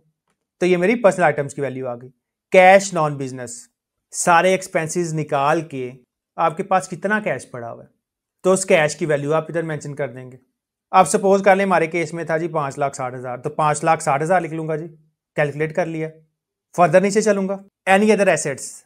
अच्छा जी, अगर कोई एसेट छूट गया है जो ऊपर डिस्क्रिप्शन में नहीं आ रहा, एग्रीकल्चर प्रॉपर्टी है, कमर्शियल प्रॉपर्टी है, डेट है आपका, आपकी इन्वेस्टमेंट है, प्रीशियस पोजेशन है, व्हीकल है, व्हाट्सएवर, अगर वो उधर नहीं आ रहा तो आप इधर ऐड कर देंगे। अब एनी अदर एसेट में क्या आएगा? आप सपोज कर लें कि आपने किसी सोसाइटी में प्लॉट लिया हुआ है और आप उसकी इंस्टॉलमेंट्स पे कर रहे हैं, तो आप इधर उसकी डिटेल ऐड कर देंगे जी। तो सिंपली प्लस पे क्लिक करता हूँ। अब सपोज कर लें कि मैंने एक सोसाइटी में प्लॉट लिया हुआ है, तो इस केस में क्या होगा जी, कॉन्टेंट्स में मैं पूरी डिटेल ऐड कर दूंगा, 5 मरला प्लॉट, आगे जो सोसाइटी का नेम है वो ऐड कर दूंगा। तो ये मैंने जनाब प्लॉट की डिस्क्रिप्शन ऐड कर दी कि 5 मरला है, सोसाइटी का नेम ऐड कर दिया और उसके बाद सबमिट पे क्लिक कर दूंगा। अच्छा जी, जो अब मैंने डिटेल ऐड किया है, 5 मरला प्लॉट, आगे सोसाइटी का नेम, अब इसमें आप ये भी लिख सकते हैं ऑन इंस्टॉलमेंट। तो ये पेंसिल पे क्लिक करूंगा, ये जो मैंने लिखा है 5 मरला प्लॉट, इसके आगे मैं लिख देता हूं जी ऑन इंस्टॉलमेंट। इसके बाद दोबारा सबमिट पे क्लिक करूंगा। तो ये देखें, ये थोड़ी सी नरेशन अब ठीक लग रही है, 5 मरला प्लॉट ऑन इंस्टॉलमेंट और आगे सोसाइटी का नेम आ जाएगा। कैलकुलेट कर लूंगा। अच्छा जी, अब मैं जितनी इंस्टॉलमेंट्स पे कर चुका हूं उसकी अमाउंट इधर लिख दूंगा, दोबारा कैलकुलेट पे क्लिक करूंगा। तो ये देखें जी, जो मेरे एनी अदर एसेट्स हैं उनकी डिटेल इधर आ गई। अच्छा जी, आगे वो कह रहा है assets held on others name including non filer spouse slash dependents. आपके कोई ऐसे एसेट्स हैं जो आपके फैमिली मेंबर्स के नेम पे हों। सपोज कर लें आपने कोई प्लॉट ले लिया अपनी वाइफ के नाम पे और आप उनके भी आप इंस्टॉलमेंट्स पे कर रहे हैं, आपने अपने बच्चों को घर ले दिए, आप उनके भी आप इंस्टॉलमेंट्स पे कर रहे हैं, तो उसकी वैल्यू आप इधर ऐड करेंगे। तो एज इट इज़ उसकी वैल्यू ऐड करने के लिए और उसकी डिस्क्रिप्शन ऐड करने के लिए प्लस का बटन बना हुआ है, सिंपली इस पर क्लिक करूंगा। जो आपका डिपेंडेंट है, आपकी वाइफ है या आपके बच्चे हैं या आपके भाई बहन है या आपके फादर हैं, व्हाट्सएवर, उनका CNSC आ जाएगा, कॉन्टेंट्स में उनका नेम आ जाएगा और डिस्क्रिप्शन में उन एसेट्स की डिस्क्रिप्शन आ जाएगी जो आपने उनके नाम पे खरीदे हुए। तो सिंपली इसको कैंसिल करता हूँ जी। हमारे केस में हमने कोई भी ऐसा एसेट नहीं है जो हमने अपनी स्पाउस की और अपने डिपेंडेंट्स के नाम पे खरीदा हो। कैलकुलेट कर लेता हूँ जी। तो ये आ रहा है जी total assets inside Pakistan. Pakistan में जितने भी मेरे एसेट्स हैं उनकी वैल्यू बन रही है जी 90,72,150। आगे आ रहा है जी एसेट्स हेल्ड आउटसाइड पाकिस्तान। आपके पाकिस्तान के बाहर भी कोई एसेट्स हैं। आप फर्स्ट कर लें कि अगर कोई नॉन रेजिडेंट है, कोई बंदा मुल्क से बाहर रहता है, तो आपको पता है मुल्क के बाहर उसके बैंक अकाउंट्स भी हो सकते हैं, उसने कैश में भी रखा हो सकता है अमाउंट। तो उसके लिए सिंपली आप प्लस पे क्लिक करेंगे और कॉन्टैक्ट्स में सारी डिटेल ऐड कर देंगे। आप बता देंगे जी कि कैश एंड बैंक बैलेंस है। इसके अलावा अगर आपका कोई घर भी है तो दोबारा प्लस पे क्लिक करेंगे और आप अपनी फॉरेन प्रॉपर्टी की डिटेल इधर ऐड कर देंगे जी। तो हमारे केस में कोई नहीं है तो कैंसिल पे क्लिक करता हूँ। Capital R voting rights in foreign company, अगर आपने किसी फॉरेन कंपनी में शेयर्स खरीदे हुए हैं तो उसकी डिटेल आप इधर ऐड कर देंगे। तो as it is detail add करने के लिए प्लस का बटन बना हुआ है, इस पर क्लिक करूंगा। जो कंपनी है जी, फॉरेन कंपनी है जिसमें आपने शेयर्स रखे हुए हैं, उसका नेम आ जाएगा, उसका इनकॉर्पोरेशन नंबर आ जाएगा, कंट्री आ जाएगी किस कंट्री में वो कंपनी रजिस्टर्ड है, उसके डेट ऑफ इनकॉर्पोरेशन आ जाएगा। डेट ऑफ इनकॉर्पोरेशन सेट करने के लिए आप ये कैलेंडर पे क्लिक कर सकते हैं जी। शेयर कितने % शेयर हैं जी उस कंपनी में आपके। इनकम डिक्लेयर्ड, उस कंपनी ने अपनी कंट्री ऑफ इनकॉर्पोरेशन में कितनी इनकम डिक्लेयर की। अब सपोज कर लें आपने कंपनी यूएई में बना ली है, तो इस कंपनी ने यूएई में अपनी इनकम कितनी डिक्लेयर की है और income year slash tax year, कौन सा टैक्स ईयर है उसका जी, उसके लिए ड्रॉप डाउन पे क्लिक करेंगे और इधर से टैक्स ईयर सेलेक्ट कर लेंगे। तो यूजली जो हमारा टैक्स ईयर है वो सेम ही होता है। तो जी हमारी किसी भी फॉरेन कंपनी में कोई इन्वेस्टमेंट नहीं है, तो जनाब कैंसिल पे क्लिक करता हूँ। Total assets inside Pakistan 90 lakh है और total assets held outside Pakistan कुछ नहीं आ रहे। फर्दर नीचे चलता हूँ जी और ये देखें जी टोटल एसेट्स, मेरे जो टोटल एसेट्स हैं जी वो 90 लाख के आ रहे हैं। अच्छा, इसके बाद वो कह रहा है जी credit non business, advance, borrowing, credit, deposit, loan, mortgage, overdraft payable. अगर आपने किसी बंदे से लोन लिया हुआ है या किसी बैंक से लोन लिया हुआ है तो उसकी डिटेल आपने इधर मेंशन कर देनी है। तो जो 30 जून 2025 को जो बैलेंस पेबल होगा उसकी आपने डिटेल ऐड कर देनी। अब ये भी तो हो सकता है ना, आपने अपनी कंपनी से लोन लिया हो, आपने गाड़ी लीज पे ली हो, आपने कोई घर लीज पे लिया हो, तो उसकी आप डिटेल इधर ऐड कर देंगे। तो प्लस पे क्लिक करूंगा जी। Creditor CNSE slash registration number, अगर आपने किसी फैमिली मेंबर से या वैसे किसी बंदे से लोन लिया हुआ है तो उसका CNSE नंबर आ जाएगा। किसी कंपनी से लोन लिया हुआ है या किसी बैंक से लोन लिया हुआ है तो उसका इनकॉर्पोरेशन नंबर या उसका एनटीएन लिख देंगे आप। सपोज कर लें कि मैंने बैंक अल्फला से लोन लिया हुआ है, तो प्लस पे क्लिक करूंगा, गूगल पे जाके सर्च करूंगा जी बैंक अल्फला एनटीएन। तो ये देखें, ये एनटीएन नंबर आ रहा है बैंक अल्फला का 0698202/6। इसे कॉपी करूंगा, वापिस चलता हूँ जी IRS पे, और ये creditor CNSE slash registration number में ये एनटीएन पेस्ट कर दूंगा। कॉन्टेंट्स में जनाब वो पूछ रहा है क्रेडिटर का नेम, तो अगर बैंक का लोन लिया हुआ है तो बैंक का नेम, ब्रांच का नेम आ जाएगा, और लोन की टाइप आ जाएगी, हाउस लोन है, कार लोन है, व्हाट्सएवर, तो उसकी डिटेल आप इधर ऐड कर देंगे। तो सपोज कर ले मैं लिख देता हूं जी। इसके बाद सबमिट पे क्लिक करूंगा, कैलकुलेट कर लेता हूं जी। तो जो लोन है उसकी अमाउंट ऐड कर दूंगा। अब फर्ज करें हमारे केस में जो लोन है 5 लाख है, तो 5 लाख लिख देता हूं जी, कैलकुलेट कर लेते हैं। तो ये देखें एक सब हेडिंग ऐड हो गई जिसमें हमने जो बैंक है उसका एंट्री लिख दिया, बैंक का नेम आ गया, लोन की टाइप आ गई, और ऊपर जो आपकी हेडिंग है उधर उसकी अमाउंट आ गई 5 लाख, नीचे भी 5 लाख आ रहा है और उधर हेडिंग में भी 5 लाख आ रहा है। फॉरेन लाइबिलिटीज, अगर आपने कोई फॉरेन लोन लिया हुआ है तो उसकी डिटेल आ जाएगी, ये बॉक्स बना हुआ है, इधर सिंपली आप अमाउंट ऐड कर देंगे और इधर आपने PKR में अमाउंट ऐड करनी है। टोटल लाइबिलिटीज 5 लाख की मेरी लाइबिलिटीज हैं, और net assets current year 85 lakh. तो नेट एसेट्स से मुराद है आपका एसेट्स माइनस लाइबिलिटीज। 90 लाख के मेरे एसेट्स थे, 5 लाख की मेरी लाइबिलिटीज थी, तो नेट एसेट्स मेरे हो गए जनाब 85 लाख। तो यहां तक जो मेरे एसेट्स हैं और लाइबिलिटीज हैं वो कंप्लीट हो चुके हैं। तो जनाब ऊपर चलता हूं, ऊपर जाने के लिए साइड पे स्क्रॉल बार है, इसको पकड़ के भी आप ऊपर जा सकते हैं और वैसे भी आप स्क्रॉल अप कर सकते हैं। तो ऊपर चलता हूं जी। एग्रीकल्चर प्रॉपर्टी थी, सबसे पहले एक प्रॉपर्टी मैंने खरीदी हुई थी 25 लाख की, वो मैंने ऐड कर ली। इसके अलावा मुझे एक प्रॉपर्टी थ्रू इनहेरिटेंस मिली, उसकी वैल्यू 0 आ गई। एग्रीकल्चर प्रॉपर्टी की ग्रॉस वैल्यू आ गई मेरे पास 25 लाख। उसके बाद जनाब कमर्शियल, इंडस्ट्रियल, रेजिडेंशियल प्रॉपर्टी में मेरे पास एक घर था और एक प्लॉट था। घर की वैल्यू मैंने ऐड कर ली 20 लाख और प्लॉट मैंने ऐड कर लिया जी 15 लाख का। फर्दर नीचे चलूंगा, बिजनेस कैपिटल मेरा कोई नहीं था जी आ रहा। इक्विपमेंट नॉन बिजनेस मेरे पास कुछ नहीं था पड़ा हुआ। एनिमल नॉन बिजनेस मेरे पास एक गाय थी, उसकी वैल्यू मैंने ऐड कर दी 3.5 lakh. Investment non business account, annuity, bond, certificate, debenture, deposit, fund, instrument, policy, share, stock, unit etcetera. तो इधर सिर्फ मेरे पास अकाउंट था। जो मेरा बैंक अकाउंट था उसका मैंने अकाउंट नंबर लिख दिया, अकाउंट की टाइप लिख दी करंट अकाउंट, बैंक का नेम आ गया और बैंक का एड्रेस आ गया और सिटी आ गई। तो जो मेरा 30 जून 2025 को क्लोजिंग बैलेंस था वो मैंने लिख दिया 1,58,650 रुपये। डेट, कोई भी एडवांस नहीं था, कोई भी डिपॉजिट नहीं मैंने दिया हुआ, कोई भी प्री पेमेंट्स नहीं है और कोई भी रिसीवेबल नहीं है जी। फर्दर नीचे चलता हूँ जी। मोटर व्हीकल नॉन बिजनेस, तो मेरे पास एक बाइक थी, बाइक का मैंने नंबर ऐड कर दिया, उसकी CC ऐड कर दी और कंपनी का नेम ऐड कर दिया CD70 होंडा 83,500। प्रीशियस पोजेशन, हमें गोल्ड मिला था शादी पे जहेज के तौर पे, तो हमने ऐड कर दिया जी ज्वेलरी, गोल्ड 10 तोला और डोरी, और क्योंकि हमने कोई कॉस्ट इंकर नहीं की इस वजह से गोल्ड की वैल्यू 0 रुपीज़ आ रही है। हाउस होल्ड इफेक्ट, जो हमारे पास घर में फर्नीचर था, कोई किचन की आइटम्स थी, उसकी वैल्यू आ रही है तकरीबन 5 लाख, तो 5 लाख ऐड कर लिया। पर्सनल आइटम्स में आपका लैपटॉप, मोबाइल, इस तरह की चीज़ें आ जाएंगी, इसकी वैल्यू 3.5 लाख आ रही है। कैश नॉन बिजनेस, जो मेरे पास कैश पड़ा हुआ है जनाब, उसकी वैल्यू आ रही है 5,60,000। एनी अदर एसेट्स, हमने एक प्लॉट लिया हुआ था किस्तों पे, उसकी वैल्यू आ जाएगी जी। फर्दर नीचे चलूंगा, assets held on others name, मैंने अपनी बीवी के नाम पे या अपने बच्चों के या अपने घर वालों के नाम पे कोई एसेट नहीं खरीदा हुआ, तो इसलिए हमने ऐड नहीं किया। टोटल एसेट्स इनसाइड पाकिस्तान आ गए जी 90 lakh. Assets held outside Pakistan कोई नहीं आ रहे, हमने किसी भी फॉरेन कंपनी में कोई शेयर नहीं खरीदा हुआ, इसलिए हमने नहीं ऐड किया। Total assets held outside Pakistan 0 आ रहे हैं जी। टोटल एसेट्स 90 लाख के आगे। फर्दर नीचे चलूंगा, credit non business, advance slash boring slash credit slash deposit, loan, mortgage, overdraft, तो हमने जनाब गाड़ी के अगेंस्ट बैंक से लोन लिया हुआ था, तो बैंक का हमने एनटीएन ऐड कर दिया, बैंक का नेम आ गया और लोन की टाइप आ गई, जैसे हमारे केस में जी कार लोन, और उसकी हमने अमाउंट ऐड कर दी। टोटल लाइबिलिटीज हमारे पास 5 लाख थी, फॉरेन लाइबिलिटी कोई नहीं थी, और नेट एसेट्स हमारे आ गए एसेट्स माइनस लाइबिलिटीज 85 लाख के जी। तो जी ये मेरे personal assets and liabilities complete हो चुके हैं। अच्छा जी, इसके बाद हम चलेंगे रिकंसिलिएशन ऑफ नेट एसेट्स पे। तो रिकंसिलिएशन ऑफ नेट एसेट्स पे जाने के लिए ये जो पर्सनल एसेट्स स्लैश लायबिलिटीज के नीचे आ रहा है रिकंसिलिएशन ऑफ नेट एसेट्स का टैब, तो simply reconciliation of net assets पे क्लिक करूंगा जी। Net assets current year, net assets मतलब एसेट्स माइनस लायबिलिटीज हमारे पास ही 85 lakh. Net assets previous year कुछ नहीं आ रहे। अब नेट एसेट्स प्रीवियस ईयर क्यों नहीं आ रहे? नेट एसेट्स प्रीवियस ईयर इस वजह से नहीं आ रहे क्योंकि इस पर्सन की प्रीवियस ईयर की रिटर्न सबमिट नहीं है। इसकी हम पहली रिटर्न सबमिट कर रहे हैं 2025 की।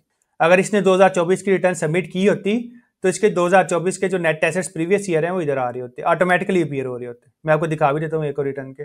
Inflows, income declared as per return for the year subject to normal tax, कोई हमारी इनकम नहीं है। Income declared as per return for the year exempt from tax, कोई हमारी एग्जेम्प्ट इनकम नहीं है, कोई सब्जेक्ट टू फाइनल फिक्स नहीं है। एडजस्टमेंट इन इनफ्लोज, इसको आप रहने दें जी। फॉरेन रेमिटेंस, फॉरेन रेमिटेंस से मुराद है अगर आपका कोई पेरेंट्स हैं, आपका कोई भाई है, आपका कोई हस्बैंड है जो बरूने मुल्क रहते हैं और अब बरूने मुल्क से आपको पेमेंट भेजते हैं। अच्छा, जिसके अलावा अगर आप खुद बरूने मुल्क रिजाइड कर रहे हैं, आप नॉन रेजिडेंट हैं, आप बरूने मुल्क रह रहे हैं, अगर आप फॉरेन कंट्री से अपने पीकेआर बैंक अकाउंट में पैसे भेजेंगे, चाहे आप अपने फॉरेन अकाउंट से पैसे भेज रहे हैं, चाहे आप करेंसी एक्सचेंज के थ्रू पैसे भेज रहे हैं, तो जो आपके पीकेआर अकाउंट में पैसे आएंगे वो as a foreign remittance treat होंगे। जो नॉन रेजिडेंट है वो आमतौर पे ऐसे ही करते हैं, वो अपने फॉरेन अकाउंट से पीकेआर अकाउंट में पैसे ट्रांसफर कर देते हैं और फिर उससे आगे एसेट्स खरीदते हैं और एक्सपेंसेस करते हैं जी। इसमें दो मेथड हैं, एक तो यह है कि वो अपने फॉरेन अकाउंट से आपके पीकेआर अकाउंट में पेमेंट लगवा सकते हैं, दूसरा ये है कि आपके जो करेंसी एक्सचेंज वाले वेस्टर्न यूनियन है, रिया है, व्हाट्सएवर, जो भी आपके ये जो सेकेंडरी डीलर्स हैं, इनके थ्रू भी जो है वो पेमेंट भेज सकते हैं पाकिस्तान में। तो अगर आपके अकाउंट में कोई डायरेक्ट पेमेंट लग रही है या आपको थ्रू वेस्टर्न यूनियन या रिया वगैरह कोई पेमेंट आ रही है तो उसकी अमाउंट आप इधर मेंशन कर देंगे जी। अगर आपके अकाउंट में फॉरेन रेमिटेंस आ रही है तो आपको फॉरेन रेमिटेंस का सर्टिफिकेट भी रिसीव हो जाता है। जैसे ही आपके अकाउंट में पैसे लगते हैं तो आपको EPRC प्रोसीड्स रियलाइजेशन सर्टिफिकेट भी मिल जाता है। इसके अलावा आप बैंक को भी कह सकते हैं जी कि हमें प्रोसीड रियलाइजेशन सर्टिफिकेट प्रोवाइड करें, उसमें पूरे साल की जितनी भी आपको अमाउंट्स बाई से रिसीव हो रही होती हैं उसकी डिटेल आ रही होती है। तो मैं आपको PRC दिखा देता हूँ जी। ये मेरे पास एक प्रोसीड रियलाइजेशन सर्टिफिकेट जिसको PRC कहते हैं वो आ रहा है। मुझे जी बाहर से पैसे आए थे, बैंक का नेम आ गया, proceeds realisation certificate, individual, PRC का नंबर, PRC की डेट आ गई, फर्दर नीचे चलूंगा जी। रेमिटेंस डिटेल, जिस बंदे ने पैसे भेजे उसका नेम आ गया, उसका नाइकॉप CNIC POC नहीं होगा अगर वो फॉरनर है, उसके बैंक का नंबर आ गया, नेम ऑफ रेमिटिंग इंस्टीट्यूशन, जिस बैंक से वो पैसे भेज रहा है, अगर फॉरनर बैंक है तो उसका नेम आ जाएगा, name of country, country code as per ITRS, जिस कंट्री से वो पैसे भेज रहा है और उसका कंट्री कोड क्या है जी।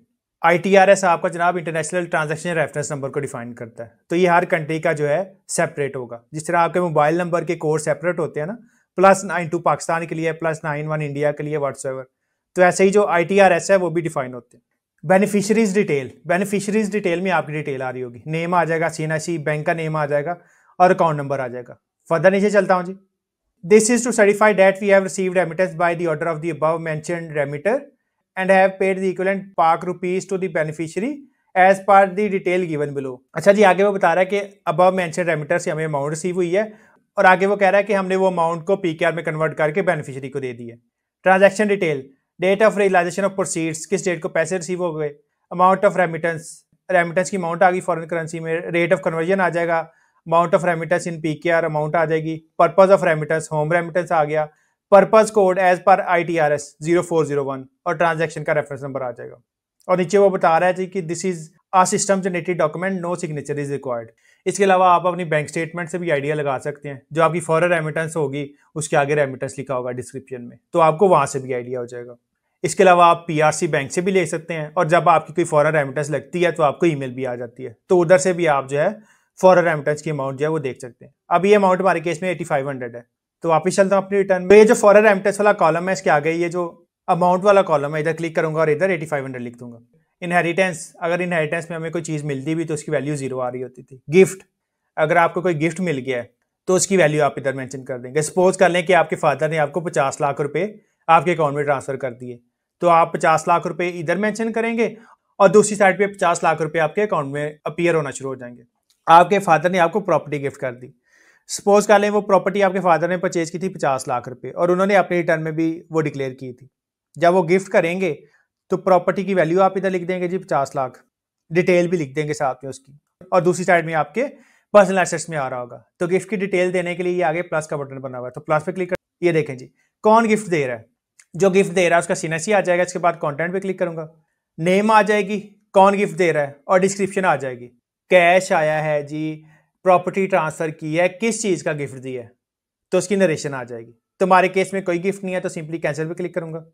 आगे आ रहा है gain on disposal of assets excluding capital gain on immovable property. अब सपोज कर लें आपने कोई गाड़ी बेच दी है, बाइक बेच दी है, हाउस होल्ड इक्विपमेंट बेच दिए हैं, पर्सनल आइटम बेच दिए हैं, तो उनको बेचने पे जो गेन आएगा उसकी अमाउंट आप इधर लिख देंगे। और ये उसने बकायदा लिखा हुआ है excluding capital gain on immovable property.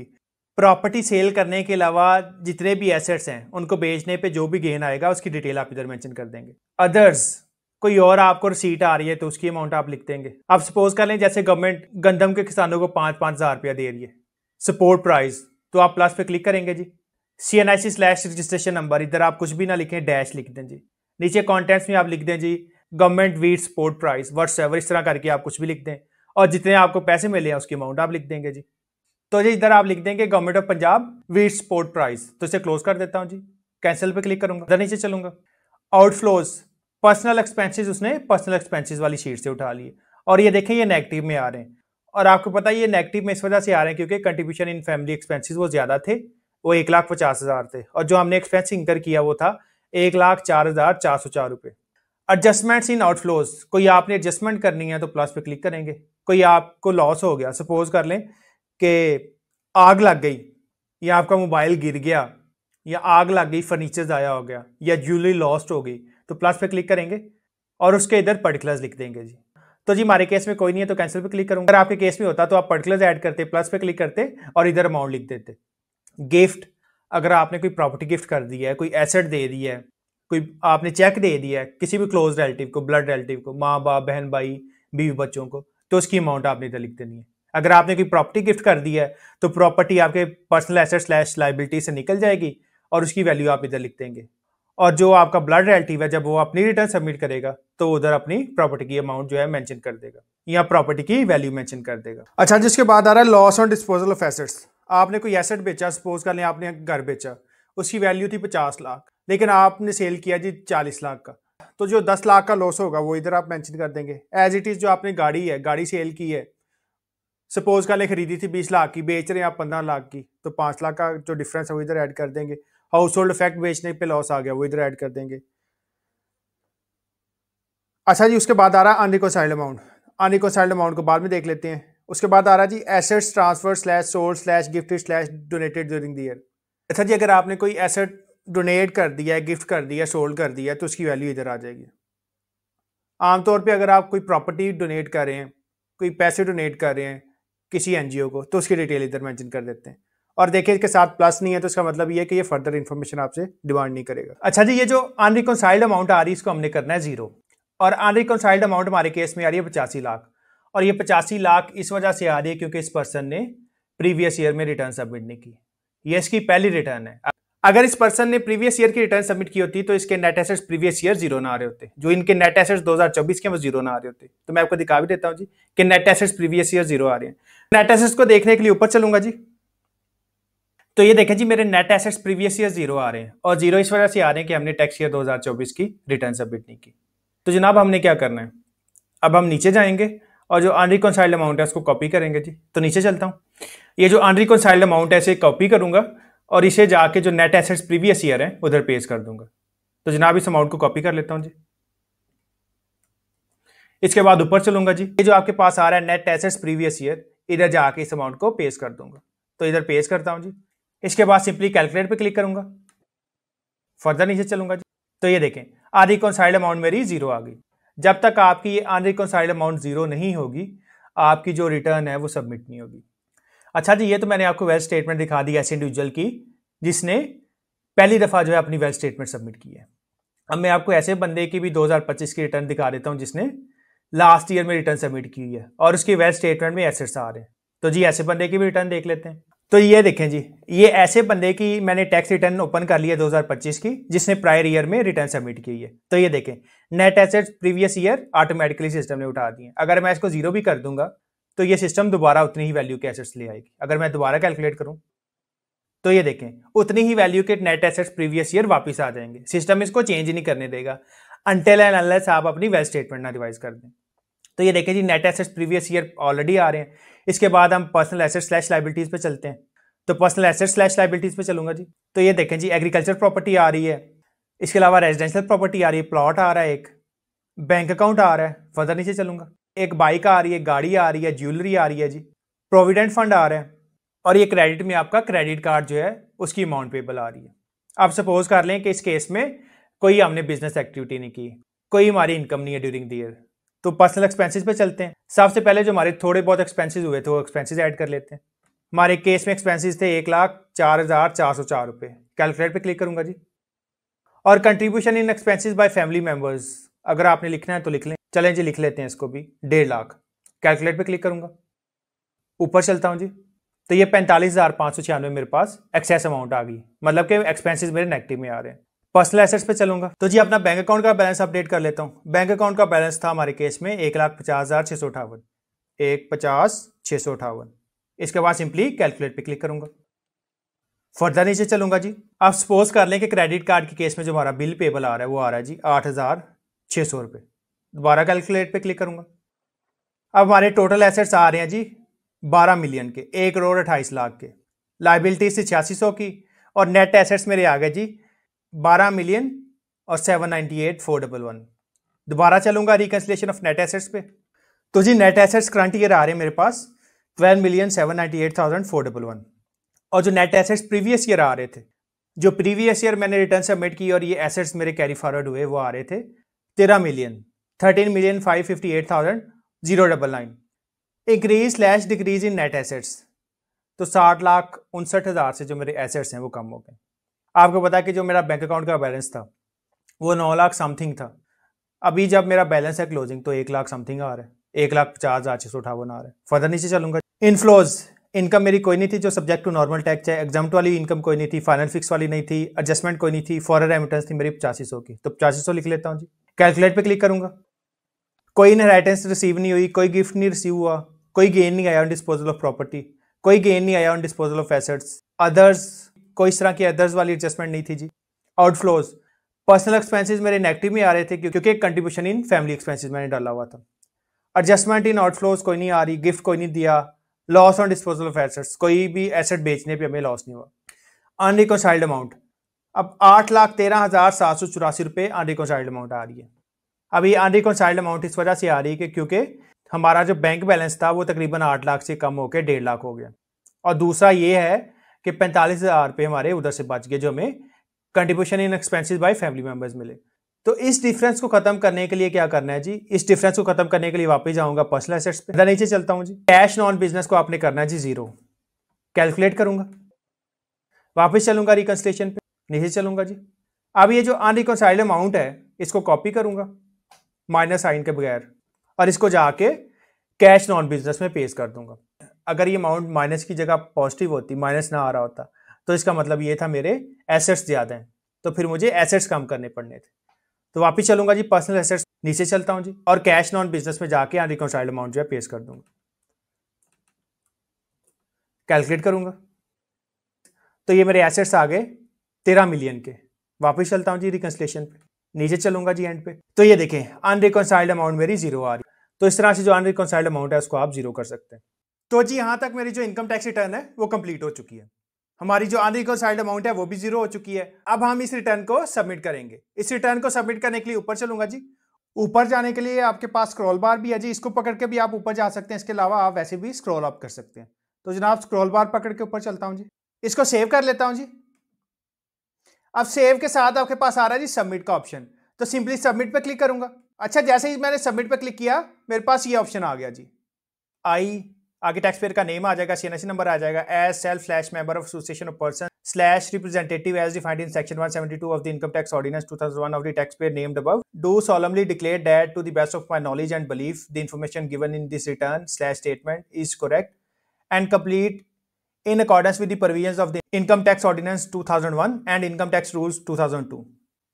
अच्छा जी, आगे जो टैक्स पेयर है उसका नेम आ जाएगा, उसका सीएनएससी आ जाएगा, या अगर आप एओपी की रिटर्न कर रहे हैं, जो आपकी एसोसिएशन ऑफ पर्सन है या जिसको फर्म कहते हैं, उसके किसी रिप्रेजेंटेटिव या उसके किसी मेंबर का नेम सीएनएससी आ जाएगा, या आप किसी रिप्रेजेंटेटिव से रिटर्न सबमिट करवा रहे हैं, कोई टैक्स कंसल्टेंट है, कोई आपका लॉयर है, कोई कज़न है, व्हाट्सएवर, तो उसका नेम या उसका सीएनएससी आ जाएगा। इधर आपका नेम और आपका सीएनएससी भी रहेगा तो कोई मसला नहीं है।